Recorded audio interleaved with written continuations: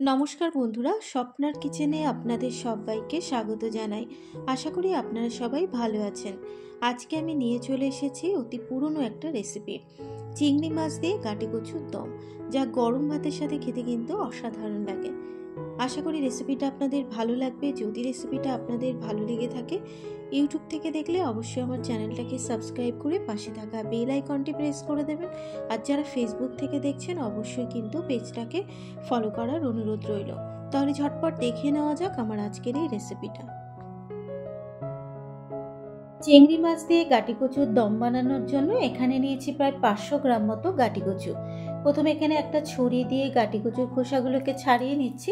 তবে ছুরির বদলে পিলার দিয়েও কিন্তু গাটি কচুর খোসা ছাড়ানো যেতে পারে। একটা গাটি কচুর খোসা ছাড়িয়ে নিয়েছি। ওই একইভাবে কিন্তু বাকি গাটি কচুর খোসাগুলোকে ছাড়িয়ে নিয়ে ছোট টুকরো করে কেটে নেব। এখানে পিলার দিয়ে কিন্তু আমি গাটি কচুর খোসাটাকে ছাড়িয়ে দেখিয়ে দিচ্ছি।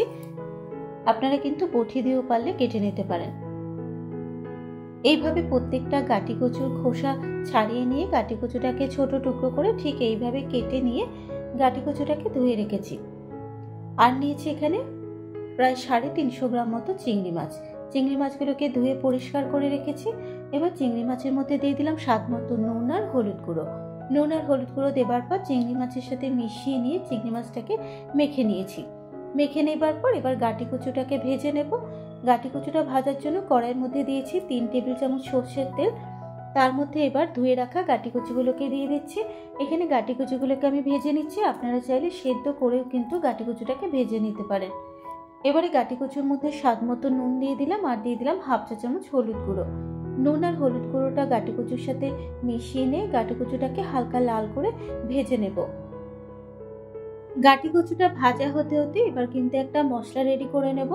নিয়েছি এখানে একটা মিক্সিং জার। মিক্সিং জারের মধ্যে দিয়ে দিলাম একটা মাঝারি সাইজের টুকরো করে কেটে নেওয়া পেঁয়াজ, দিয়ে দিলাম 5-6টা কাঁচা লঙ্কা, 5 থেকে 6টা দিয়ে দিলাম রসুনের কোয়া, 1.5 ইঞ্চি মতো আদার টুকরো আর একটা মাঝারি সাইজের টুকরো করে কেটে নেওয়া টমেটো। এবারে ঢাকনাটাকে বন্ধ করে ঠিক এরকম একটা মশলার পেস্ট রেডি করে নিয়েছি। এবারে মিনিট 5 সময় ধরে আমি গাটি কচুটাকে হালকা লাল করে ভেজে নিয়েছি। এবারে গাটি কচুগুলোকে একটা পাত্রের মধ্যে তুলে রেখে দেব। গাটি কচুটা ভাজা হয়ে যাবার পর ওই তেলের মধ্যেই নুন হলুদ গুঁড়ো মাখানো চিংড়ি মাছগুলোকেও দিয়ে দিচ্ছি। চিংড়ি মাছগুলো দেবার পর এবার গ্যাসের ফ্লেমটাকে মিডিয়ামে রেখে চিংড়ি মাছগুলোকেও হালকা লাল করে ভেজে নেব। তবে এখানে চিংড়ি মাছগুলোকে খুব বেশি ভাজবো না, কারণ চিংড়ি মাছ যদি বেশি ভাজা হয় চিংড়ি মাছ কিন্তু শক্ত হয়ে যায়। মিনিট 3 ক্রমাগত নেড়ে চেড়ে চিংড়ি মাছগুলোকেও হালকা লাল করে ভেজে নিয়েছি। এবার চিংড়ি মাছগুলোকেও একটা পাত্রের মধ্যে তুলে নেব।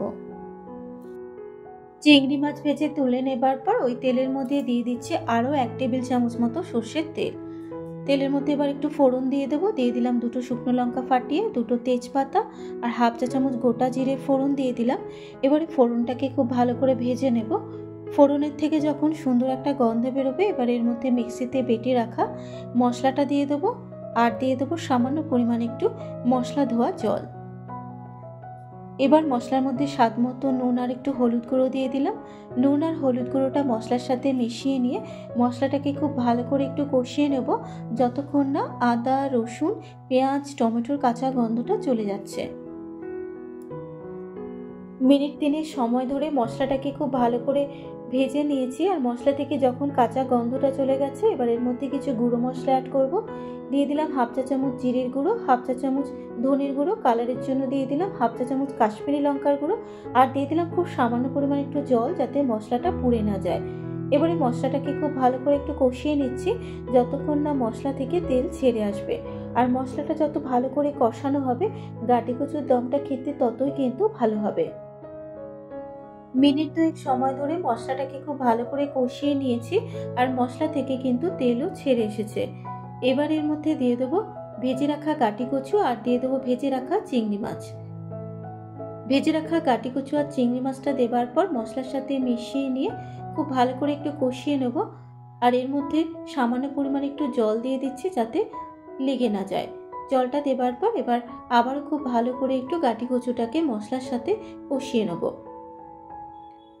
কষিয়ে নেবার পর এবার এর মধ্যে আমি 1/2 চা চামচ একটু গরম মশলার গুঁড়ো দিয়ে দিলাম। গরম মশলার গুঁড়োটা দেবার পর গাটি কচুর সাথে খুব ভালো করে মিশিয়ে নেব। এবারে গাটি কচু সেদ্ধ হওয়ার জন্য দিয়ে দিচ্ছি পরিমাণ মতো জল।